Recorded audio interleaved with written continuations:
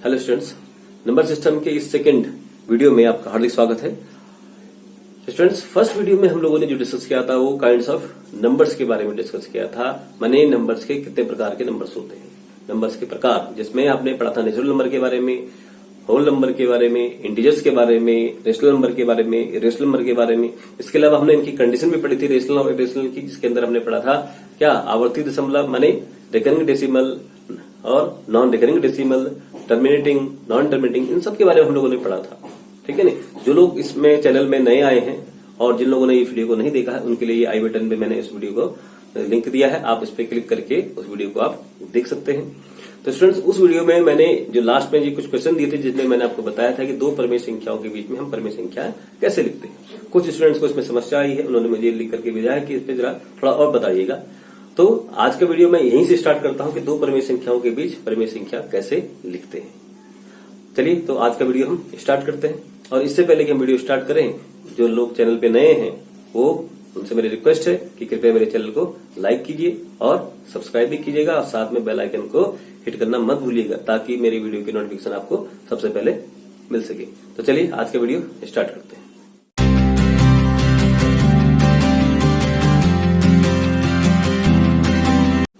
तो स्टूडेंट्स, इसमें था दो परमेय संख्याओं के बीच में परमेय संख्या लिखना।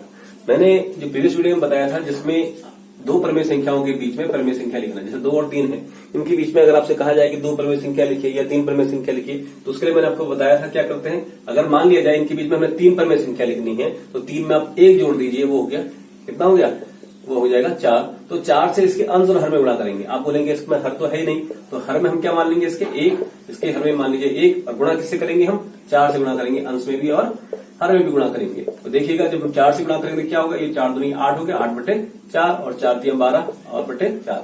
8 के बाद क्या आया, 9, 9/4, ये 10/4, ये 11/4।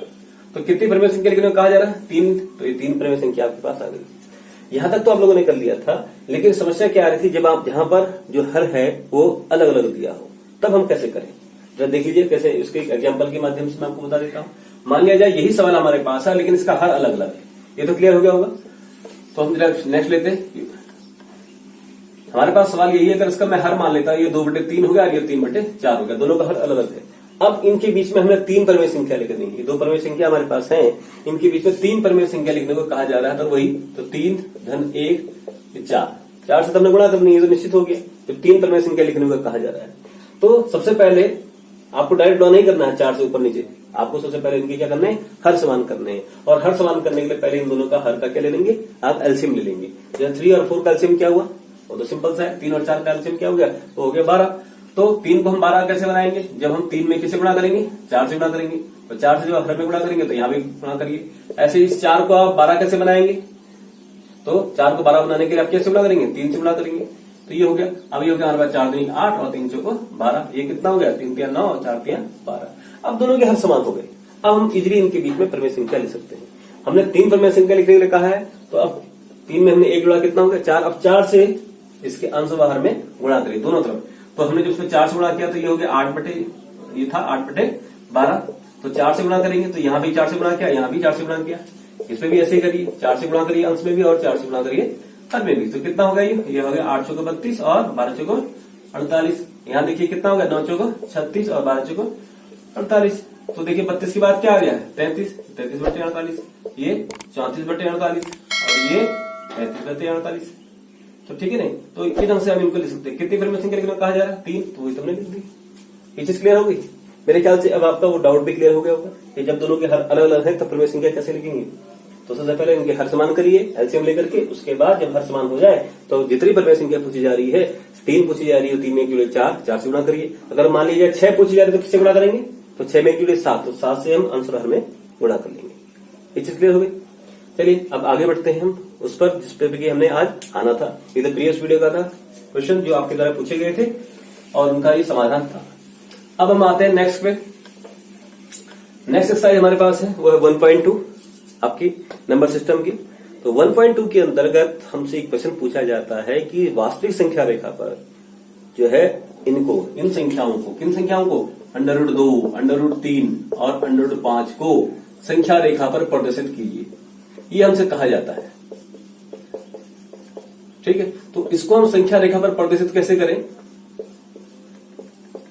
तो उसके लिए हम चलते हैं सीधा कॉपी पर, क्योंकि बोर्ड पे इसको करना पॉसिबल नहीं होगा। पॉसिबल क्यों? क्योंकि हमारे पास यहाँ पर इतना बड़ा कंपास नहीं है, प्रकार नहीं है और फीटी भी नहीं है जिसकी सहायता से हम बोर्ड पे कर पाए। तो हम इसको चलते हैं कॉपी पर, और कॉपी पर आप इसको √2, √3 और √5 को हम वास्तविक संख्या रेखा पर कैसे प्रदर्शित करते हैं उसको आप देखिएगा। स्टूडेंट्स, आपकी प्रश्नावली 1.2 में एक क्वेश्चन आता है।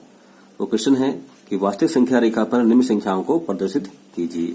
ये 3 सवाल ही आपके पास आते हैं, जैसे √2, √3, √5। ये 3 में से एक ही एग्जाम में पूछा जाता है। मैं तीनों आपको बता दे रहा हूं, इसको आप देखिएगा, समझिएगा, ठीक है नहीं, और उसको 1-2 बार प्रैक्टिस करेंगे तो आपको अच्छे से ही आ जाएगा। इन संख्याओं को √2, √3 और √5 को हम संख्या रेखा पर प्रदर्शित कर रहे हैं, तो ध्यान दीजिएगा और इसको प्रैक्टिस भी करिएगा। तो सबसे पहले हम लेते हैं √2 को। तो ध्यान दीजिएगा, √2 के लिए हमने बनाना है संख्या रेखा प्रदर्शित करना है। तो संख्या रेखा आप जानते हैं, और संख्या रेखा कौन सी है? वास्तविक संख्या रेखा है। तो पहले एक आप क्या करिए, एक संख्या रेखा खींच लीजिए। तो हमने एक संख्या रेखा खींच ली इस ढंग से, ओके, ये हमने ले लिया। तो हमने जैसे संख्या कहां तक ले ली इसमें, ये हमने ले लिया है 9 तक। आप देख रहे हैं, ये 9 तक हमने ले लिया, 0 to 9। तो इसका जो मिड पॉइंट होगा वो कौन सा होगा? 4 इधर हो गए, 4 उधर हो गए, तो ये 5वां पॉइंट जो मिड पॉइंट होगा, तो इसको आप 0 कंसीडर करिएगा। ये हो गया आपके पास 1, ये हो गया 2, ये हो गया 3, ये हो गया 4। ऐसे इधर को लेंगे आप, ठीक है। ये -1, ये -2, ये -3 और ये -4। ओके, अब इस पे क्या करें, हम नंबरिंग कर लेते हैं। जैसे ये आपके पास क्या था, मैंने कहा जो मिड का था, मिड वाला कौन सा था? मिड का था आपके पास, ये हो गया आपके पास 1। इसको मैं नंबरिंग यहां से कर लेता हूं। ये हमारे पास हो गया यहां से, ये हो गया 1, ये 1 हो गया, ये आपके पास 2 हो गया, ये 3 हो गया, ये 4 हो गया। इसको कंसिडर कर लीजिए आप 0। ये हो गया -1, -2, -3 और ये हो गया -4 हो गया। ये चीज क्लियर हो गई, ठीक है नहीं। अब तो ध्यान दीजिएगा, आपको 0 और 1 के बीच में √2 निकालना है। √2 निकालने के लिए आप क्या करेंगे, पहले आपको 0 से लेकर एक 1 सेंटीमीटर की रेखा खींचनी है पहले, ठीक है। 1 सेंटीमीटर की रेखा आप ये खींचेंगे जैसे हमने बनाए रखा है। तो ध्यान दीजिएगा इसमें, जैसे आपने ये खींचा ना 1 सेंटीमीटर, ये यहां से लेकर यहां तक 1 सेंटीमीटर हो गया, 0 to 1। ये चीज क्लियर हो गई, 0 to 1 सेंटीमीटर रेखा है। और जो ये सेंटीमीटर आपके 1 पॉइंट है, इस पर भी आपको ऊपर की तरफ आपको 90 डिग्री का एंगल लेते हुए 1 सेंटीमीटर की रेखा खींचनी है। ओके, बिल्कुल स्ट्रेट, इसी से ऊपर लेते हुए 90 डिग्री का एंगल लेते हुए। अगर आपके पास प्रोजेक्टर तो अच्छी बात है, चांदा मन है उससे है, या फीटी प्रकार से बनाना जानते हैं आप तो उससे बना लीजिएगा। तो हमने सीधा स्टिक जो एक रेखा खींच ली, ये 1 सेंटीमीटर की। तो 1 सेंटीमीटर तो ये हो गया, और 1 सेंटीमीटर आपका ये हो गया। ये चीज क्लियर हो गई। अब इस 1 सेंटीमीटर का देखिएगा, इसको क्या कर लीजिए आप, ज्वाइन कर लीजिए, 0 से ज्वाइन कर लीजिए आप, इसको 0 से ज्वाइन कर लीजिए। ज्यादा कुछ कठिन नहीं, बहुत आसान है। तो जैसे ही हम इसको 0 से ज्वाइन करेंगे तो ये जो वैल्यू हो जाएगी, अभी राइट एंगल ट्रायंगल हो गया ना, देखो ये समकोण त्रिभुज बन गया। तो समकोण त्रिभुज में ये इसका आधार हो गया 1 सेंटीमीटर, लंब हो गया 1 सेंटीमीटर। तो ये क्या हो गया, पाइथागोरस प्रमेय जानते हैं आप। पाइथागोरस प्रमेय क्या कहती है? पाइथागोरस प्रमेय कहती है कि कर्ण का वर्ग बराबर लंब का वर्ग धन आधार का वर्ग है। ओके, तो कर्ण हमारे पास क्या है, कर्ण का वर्ग, लंब कितना है हमारे पास 1 सेंटीमीटर, इसका स्क्वायर करिए, प्लस आधार कितना है 1 सेंटीमीटर, इसका स्क्वायर करिए तो कितना, 1 का वर्ग 1, इसका 1 का वर्ग 1, कितना हो गया 2। ये सब किसके बराबर है, ये कर्ण का वर्ग के बराबर है। तो कर्ण का वर्ग बराबर 2 हो गया, तो कर्ण हो गया √2। इसका मतलब ये जो वैल्यू हमारे पास आ गई, ये कितनी आ गई, ये आ गई हमारे पास √2 हमारे पास आ गया। ये चीज क्लियर हो गई। अब क्या करना है आपने, अपने प्रकार की जो नोक है इसको रखिए 0 पर, और इस पॉइंट को, जो पॉइंट जहां पर आपका ये बन रहा है 1 सेंटीमीटर कंप्लीट हुआ, इसको एक नाम दे देते हैं। ये हमारे पास 0 है, इसको O मान लीजिए, इसको A मान लीजिए, इसको P मान लीजिए। ओके, अब O से P को 0 पर रखिए प्रकार के नोक, और P पर रखिए पेंसिल को इस ढंग से, बिल्कुल वर्टेक्स को टच करता हुआ जाना चाहिए, P को टच करता हुआ, और एक यहां से एक चाप काट दीजिए इस ढंग से, पूरा जो 1 और 2 के बीच में आए। तो ये ठीक है नहीं, तो ये वैल्यू हमारे पास आ गई। ये कहां पर कट कर रहा है, ये कट कर रहा है पॉइंट ये वाला। तो हमने क्या लिया था, OAP इसको मान लिया। इस पॉइंट को आप मान लीजिए जहां पर कट कर रहा है, इसको मैं शो कर देता हूं Q से। तो ये Q किसको शो कर रहा है, ये वैल्यू है √2 की वैल्यू आ जाएगी यहां पर, ठीक है। ओके। और इसको आप स्केल पे नाप सकते हैं, स्केल से देखिए ये स्केल पे जब नापेंगे तो कितनी वैल्यू आएगी, ये देखिएगा। ये जब आप इसको स्केल पे नापेंगे तो ये आप देख रहे हैं एग्जैक्ट, देखिएगा ध्यान से, तो ये मिलेगा आपको 1 और 5 से पहले माने 4 तक, तो 1 2 3 4, तो 1.4, तो इसकी जो वैल्यू आएगी 1.4 के आसपास आएगी। ये चीज क्लियर होगी। आप भी जब करेंगे तो आप इसको स्केल से देखिएगा ध्यान से। ये तो ढंग से हम इसको √2 की वैल्यू निकाल सकते हैं। अब हमें निकालना है √3 की वैल्यू, तो √3 के लिए भी सेम प्रोसीजर है, इतना तो आपको करना ही करना है। अब क्या करना है √3 के लिए, अब आपको इस पर जिस पॉइंट P पर आपको क्या करना है 1 सेंटीमीटर का आपको परपेंडिकुलर बनाते हुए एक रेखा खींचनी, माने 90 डिग्री का एंगल बनाते हुए एक रेखा खींचनी है। आप इसको चांदी की सहायता से खींच सकते हैं या अपने फीडे प्रकार से खींच सकते हैं, जैसे आपको उचित लगे, क्योंकि यहाँ पर ऐसा कोई वो नहीं है। ये सवाल 2 नंबर के लिए पूछा जाता है आपका। ये 1 सेंटीमीटर का यहां से खींचेगा 90 डिग्री एंगल बनाते हुए, तो जहां पर कर रहा है उसको मार्क कर लीजिए। ये हमारे पास हो गया, ये हमने मान लिया इस पॉइंट को R मान लिया। ओके। अब इस R को, ये P और R की डिस्टेंस कितनी है, ये भी है 1 सेंटीमीटर। अब इस R को किससे मिलाएंगे हम, इस R को मिलाइए O से। ओके, इस R को मिलाइए किससे, O से मिला लीजिए आप। अब ये OR ये किसकी वैल्यू हो जाएगी, देखो फिर यही चीज, ये √2 का स्क्वायर, ये 1 का स्क्वायर। अगर मुझे OR निकालना होगा, ये हमने कर्ण निकाला था ना, ये कर्ण किसकी वैल्यू निकाली थी हमने, ये कर्ण था हमारे पास OP, ये हमने OP की वैल्यू निकाली थी। अब जब हमने निकालनी है OR की वैल्यू, तो OR की वैल्यू निकालने के लिए वही चीज, सूत्र क्या लगेगा, वही कर्ण का वर्ग बराबर लंब का वर्ग धन आधार का वर्ग।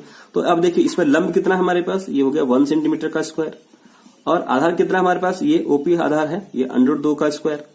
तो 1 का स्क्वायर क्या हुआ 1, √2 का स्क्वायर क्या हुआ 2, 2 और 1 कितना हो गया 3। तो ये OR का स्क्वायर कितना है, ये OR का स्क्वायर हमारे पास 3 हो गया, तो OR कितना हो गया, ये OR हो गया हमारे पास √3।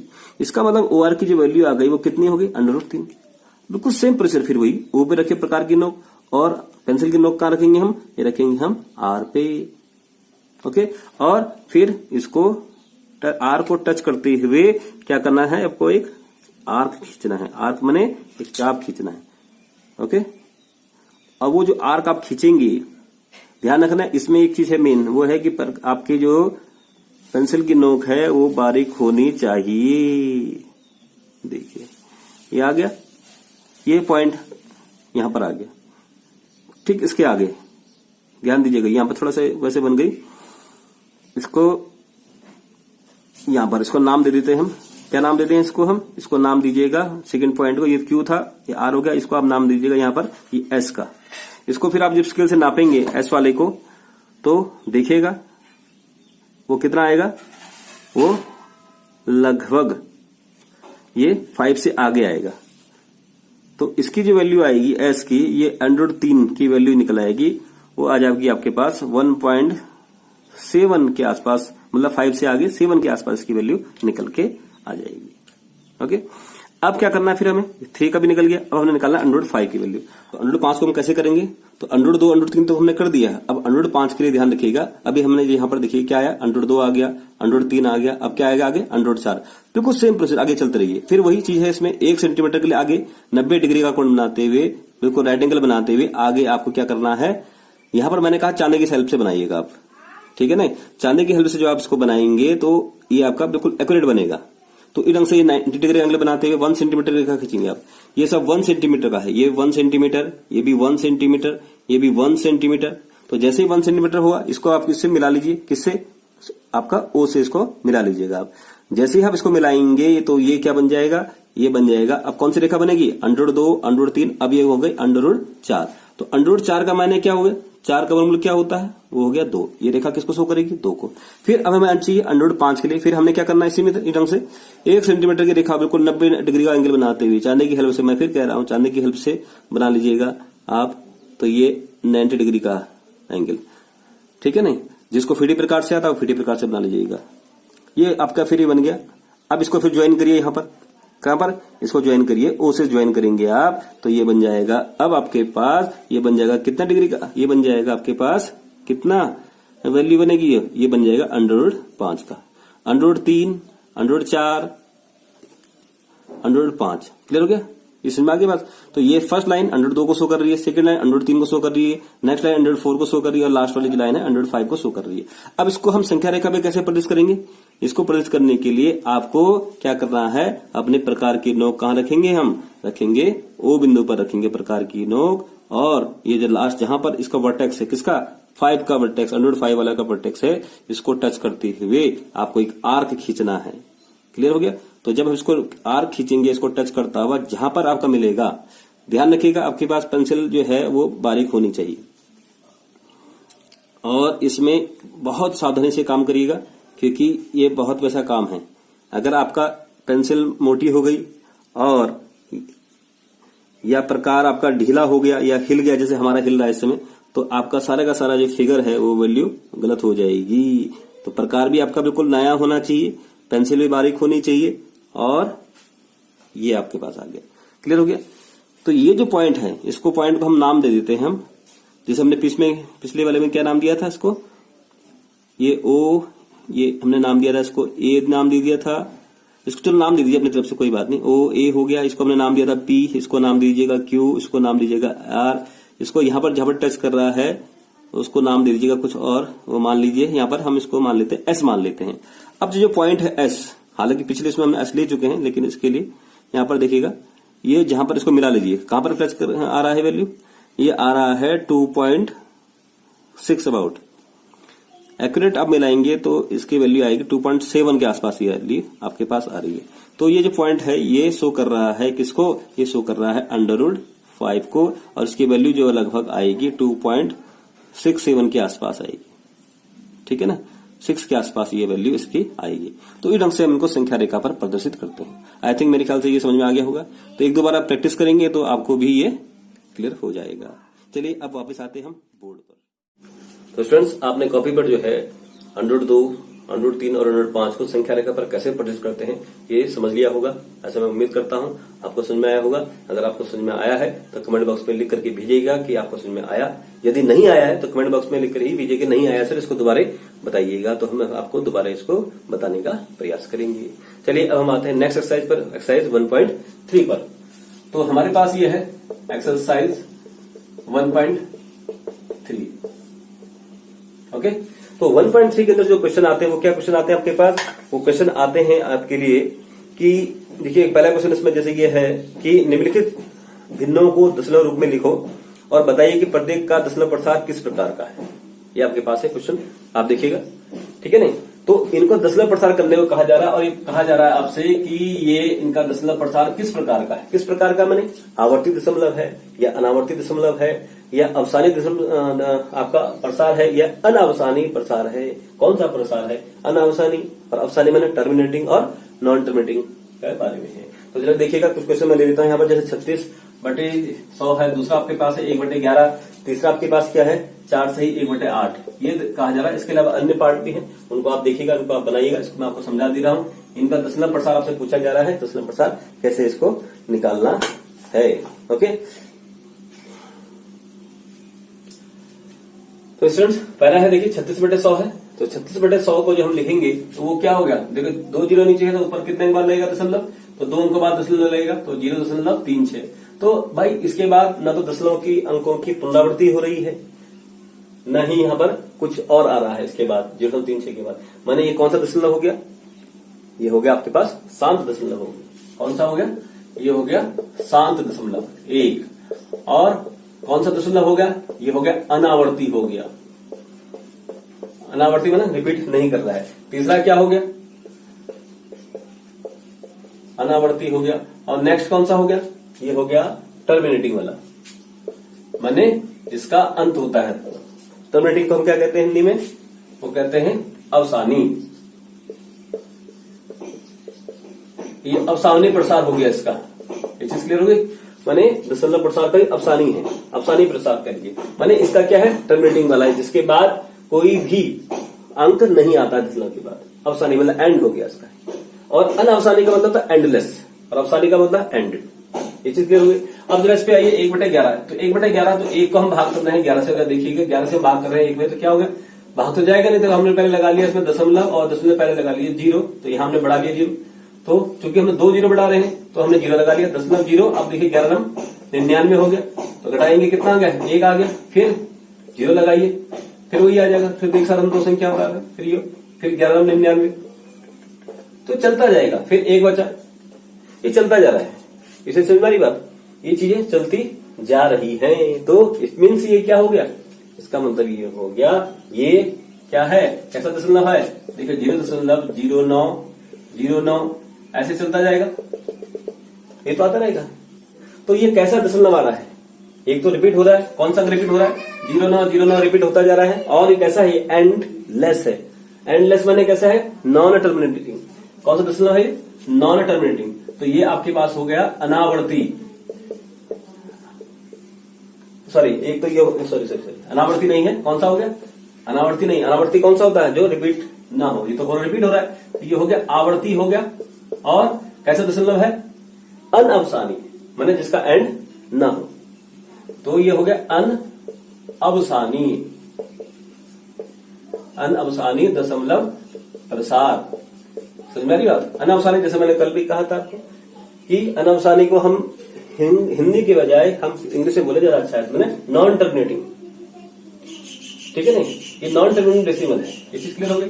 अब देखिएगा इस पे, ये 4 से 1/8 है, तो 4 तो 4 है ही है, प्लस 1/8 को क्या लिखेंगे, तो 1 को भाग करिए किससे, 8 से भाग करेंगे तो क्या हो गया, तो भाग जाएगा नहीं, दशमलव लगाइए, तो हमने दशमलव लगा दिया, यहाँ 0 बढ़ा दीजिए, तो 8 एकम 8, कितना बचा 2 है नहीं, फिर बचा 0 लगा लिया, तो हो गया 8 दूनी 16, फिर कितना बचा 4, 40 हो गया, तो 8 पंजे 40, दशमलव से पहले लगा दी 0, तो कितना आ गया भाग, 0.125 हमारे पास होगा, तो जोड़ करिए कितना होगा, 4.125। तो ये क्या होगा, इसके बाद तो कुछ अंक आ ही नहीं रहा, दशमलव के बाद 5 के बाद, तो इसका मतलब ये जो दशमलव प्रसार इसका जो है वो कैसा है, टर्मिनेटिंग वाला, और कोई अंक रिपीट भी नहीं हो रहा, तो बिल्कुल वही वाला।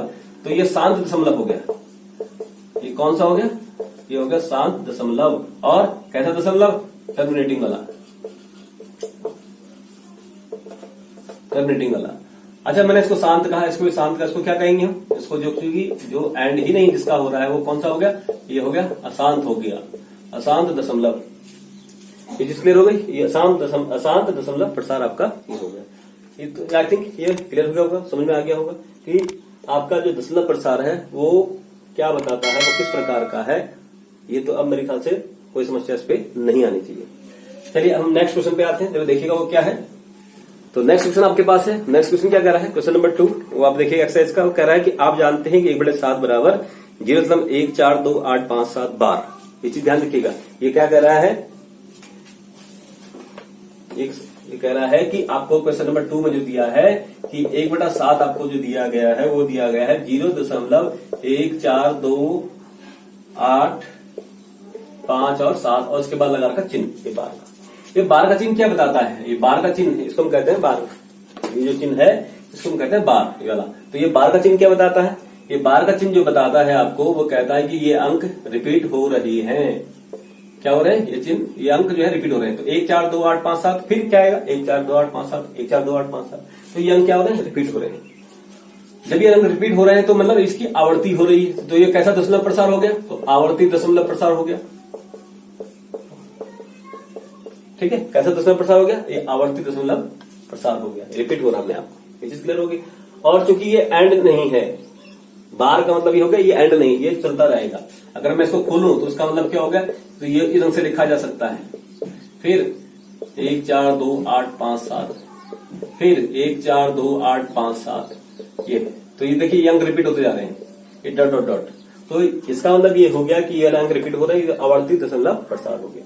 तो ये कहा आपसे जा रहा है, क्वेश्चन क्या कह रहा है, क्वेश्चन कह रहा है आपसे कि अगर ये इतना दिया है तो बिना लंबा भाग दिए बताइए कि 2/7, 3/7, 5/7 के दशमलव प्रसार क्या है। तो इसमें कहा जा रहा है कि 2/7 हो गया, 3/7 हो गया, 5/7 हो गया, इसका मीनिंग क्या है और इसका दशमलव प्रसार की प्रॉपर्टी क्या है। भाई दशमलव प्रसार तो समझ में आ गया, कौन सा दशमलव प्रसार है, आवर्ती दशमलव प्रसार है। और चूंकि ये एंड नहीं है, एंडलेस है, तो ये शांत नहीं है, तो कैसा प्रसार हो गया, ये आपके पास अशांत भी हो गया, ठीक है जी। तो अब चूंकि इसमें देखिए 2/7 को मैं क्या लिखता हूँ, 2 गुणा 1/7, 3 को क्या लिखता हूँ 3/7 को, तो 3 गुणा 1/7, 5/7 को क्या लिखता हूँ 5 गुणा 1/7। तो देखिएगा इसमें तो इसका मतलब क्या हुआ, 2 गुणा गया कितना 0.14285, इसमें किससे गुणा हो रखी है? 2 से। इसमें किससे गुणा हो रखी है? इसमें 3 से गुणा हो रखी है। और इसमें किससे गुणा हो रखी है? इसमें 5 से गुणा हो रखी है। ठीक है नहीं? तो इसका मीनिंग क्या है?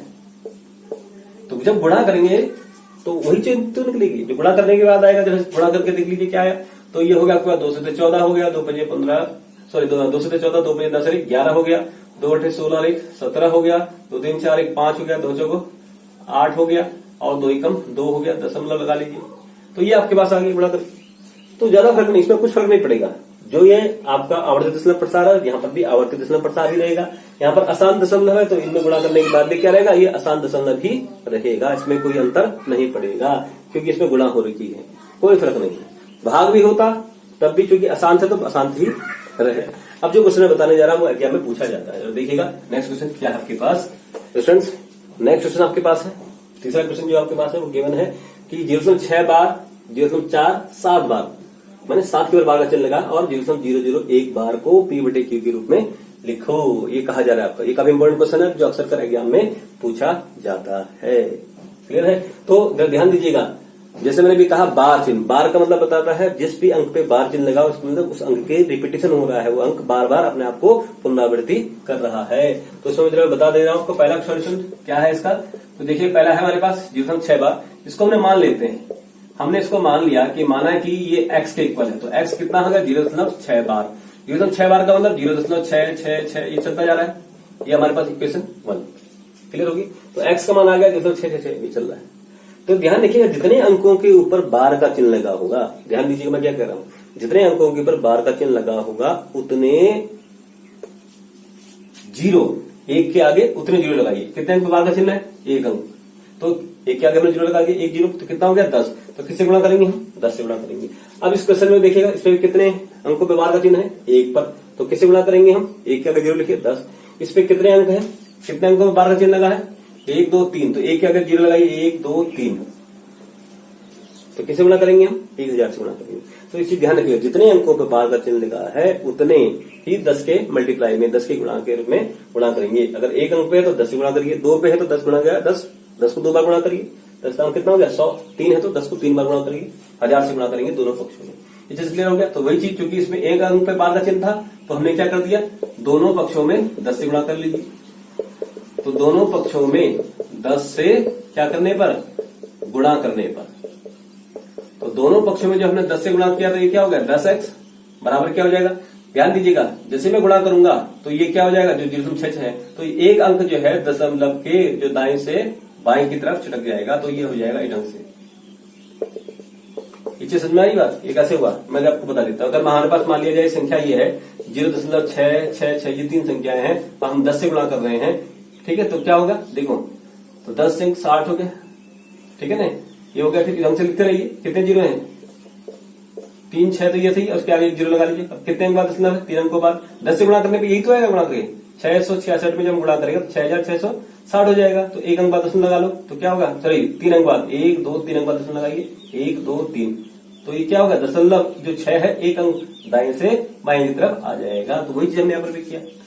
तो 0.6 जो था वो इसमें जो दाएं तरफ जो 6 का अंक है 1 अंक है वो बाएं तरफ आ गया। ये चीज क्लियर हो गई। अब ये एक तरफ बाएं तरफ आ गया तो हमारे पास सेकंड इक्वेशन मिल गई। अब क्या करेंगे हम? अब समीकरण 2 से समीकरण 1 को घटा लीजिए। को घटाने पर तो जब हम समीकरण 2 से समीकरण 1 को घटाएंगे तो देखिए क्या मिला? 10x हमारे पास क्या है? 6.666 और पहली समीकरण क्या थी? x बराबर 0.666। अब घटा रहे हैं तो 10x में से 1x गया, कितना हो गया? वो हो गया 9x। तो ये देखिए 6 दशमलव ये 0 0 0 0 चलता रहेगा। तो हमारे पास क्या आ गया? 9x बराबर 6x कितना हो गया? 6 बटे 9 हो गया। देखिए लास्ट में हमारे पास क्या था? 6 बटे 9 आएगा। 6 बटे 9 को हम क्या करेंगे? ये सरल कर लीजिए। तो देखिए इसमें एक उभयनिष्ठ पद होगा। इसमें जब हम 6 कर सकते हैं तो लिख सकते 3 गुणा गया 2 और 9 को क्या लिखता हूँ? 3 गुणा गया 3। तो दोनों उभयनिष्ठ पद क्या है? देखो 3 से 3 कैंसिल हो गया तो क्या मिला हमें? 2 बटे 3। अब जो हमारे पास जो आया 2 बटे 3, ये 2 बटे 3 क्या है? ये हमारे पास प्रमेय संख्या है जो कि हमें चाहिए थी। तो 0.6 बार जो था का P बटे Q रूप वो क्या हो गया? P बटे Q रूप हो गया हमारे पास 2 बटे 3। ये चीज क्लियर हो गई? इसे समझ आई होगी। अब हम आते हैं नेक्स्ट क्वेश्चन पे। अब हमारे पास नेक्स्ट क्वेश्चन क्या है देखिएगा, वो है 0.47 बार और 0.001 बार। इसको तो आप सिंपल कर लेंगे आप 0.0 एक बार इसमें किससे गुणा करना है, इसमें करना हमने 1000 से गुणा करेंगे, इसमें कोई समस्या नहीं आने की। लेकिन जरा इसको देखिए 0.4 7 बार, इसमें क्या है 7 बार क्या है, एक अंक के बाद बार का चिन्ह लगा है, इसलिए थोड़ा समस्या आ सकती है। इसको मैं आपको करा देता हूं। जरा देखिए हमारे पास सवाल क्या है, ये हमारे पास था, इसको हम पहले मान लेते हैं। तो ये माना कि ये x बराबर 0.47 बार 7 के बराबर है, ठीक है ना। तो इसका मतलब क्या होगा, इसका मतलब हो गया हमारे पास ये है 4 7 7 7 ऐसे चलता जा रहा है। ओके, ये समीकरण नंबर 1 हमारे पास आ गई। ध्यान रखिएगा इसमें 4 अंक रिपीट नहीं हो रहे, 7 रिपीट हो रहा है। तो जो अंक रिपीट नहीं हो रहा है उसको पहले हम कहां से, दाएं से बाएं लेके आएंगे। तो दाएं से बाएं लाने का तरीका क्या है, केवल एक ही तरीका हमारे पास है। जितने अंक हैं जितने अंकों को हमने दाएं से बाएं तरफ लाना है उतने को हम गुणा करेंगे। किससे गुणा करेंगे, अगर एक अंक को लाना है तो किससे गुणा करेंगे, हम 10 से गुणा करेंगे। अगर 2 अंकों को दाएं से बाएं लाना है तो किससे गुणा करेंगे, हम 100 से गुणा करेंगे। तो यहाँ पर कितने अंक हैं, वो 1 अंक है। तो हम इस एक अंक को दाएं से बाएं लाने के लिए, मतलब दशमलव के तरफ बाएं तरफ लाने के लिए किससे गुणा करेंगे, तो हम गुणा करेंगे 10 से गुणा करेंगे। तो दोनों पक्षों में किससे, 10 से गुणा करने पर, तो दोनों पक्षों में जब 10 से गुणा करेंगे तो करिएगा, तो क्या हो गया, तो ये हो गया 10x। जैसे हम गुणा करेंगे फिर 4 हमारे पास आ जाएगा दाएं से बाएं, दशमलव की बाएं तरफ आ जाएगा। और ये क्या मिल गया 4 7 7 7, ये चलता रहेगा। ये समीकरण नंबर 2, ठीक है ना। तो ये एक एक्स्ट्रा स्टेप हमारे पास यहाँ पर हो गया। बाकी सेम प्रोसेस वही है जो हमने प्रीवियस क्वेश्चन में किया था। अब देखो क्या करना है, हमने कुछ नई चीज करनी है, जरा देखिएगा। अब हमने करना है, अब मान लीजिए हमारा क्वेश्चन यहां से स्टार्ट हो, ना कि यहां से स्टार्ट, बिल्कुल सेम प्रोसेस वही है। क्या करेंगे हम, देखो अब कितने अंकों पे बार का चिन्ह लगा था, एक अंक पे बार का चिन्ह लगा था। तो अब एक अंक पे बार का चिन्ह लगा तो किससे गुणा करेंगे, हम 10 से गुणा करेंगे। 2 अंकों पे बार का चिन्ह लगा हो तो 100 से गुणा करेंगे। फिर अब क्या करेंगे, दोनों पक्षों में किससे गुणा करेंगे, 10 से गुणा करेंगे। तो दोनों पक्षों में 10 से गुणा करने पर, तो दोनों पक्षों में जब 10 से गुणा करेंगे तो क्या होगा, 10 गुणा 10, 10 दाम कितना हो गया, ये 100x हो गया। और ऐसे ही ये अंक, एक अंक दाएं से बाएं तरफ आ जाएगा दशमलव के, तो 47.777 चलता रहेगा। ये समीकरण नंबर 3 हो गई। अब हम किससे किसको घटाएंगे, अब 2 से 1 को नहीं घटाएंगे, हम समीकरण 3 से समीकरण 2 को घटाएंगे, ठीक है नहीं। तो समीकरण 3 से समीकरण 2 को क्या करने पर, घटाने पर। तो घटाइएगा, तो समीकरण 3 से समीकरण 2 घटाइए। समीकरण 3 क्या है, 100x बराबर 47.777। और ये कौन सी इक्वेशन है हमारे पास, ये है 10x। ये कितनी हो गई, 4.777। तो घटा लीजिए तो कितना आ गया, ये हो गया 90x। और यहाँ गया कितना, 47 में 4 घटा लीजिए तो ये आ गया कितना, 43। तो हमारे पास जो आंसर आ गया वो क्या आ गया, 90x बराबर 43। तो x कितना हो गया, 43/90। ये चीज क्लियर हो गई। तो इस ढंग से हम, अब हमारे पास जो आंसर लिखना होगा, तो आंसर क्या हो गया कि 0.47 बार का p/q रूप क्या है, बराबर 43, 43/90। ये ढंग से आंसर लिखिए। ये समझ में आ गई। एक चीज और ध्यान रखिएगा, जब भी हम क्वेश्चन सॉल्व करते हैं तो अधिकांश बच्चे यहां तक लाके छोड़ देते हैं, आंसर लिखते ही नहीं। तो आंसर को पूरा भी आपको लिखना है। ये चीज क्लियर हो गई। आई थिंक वीडियो काफी लंबा हो गया, मैं वीडियो को यहीं पर वाइंड अप कर रहा हूं। अब जो हमारे पास 2 एक्सरसाइज बचती है हमारे पास, वो कौन सी एक्सरसाइज बचती है, एक बचती है 1.4 और एक दूसरी बचती है 1.5। तो नेक्स्ट वीडियो में हमारा ये चैप्टर पूरा कंप्लीट हो जाएगा। आई होप वीडियो आपको अच्छा लगा हो। यदि वीडियो आपको अच्छा लगा है तो वीडियो को लाइक कीजिएगा, और यदि चैनल पे नए हैं तो चैनल को सब्सक्राइब जरूर कीजिएगा और बेल को हिट करना मत भूलिएगा, ताकि हर नया वीडियो की नोटिफिकेशन सबसे पहले आपको मिल जाए। तो चलिए अब मिलते हैं हम नेक्स्ट वीडियो में। Thank you very much.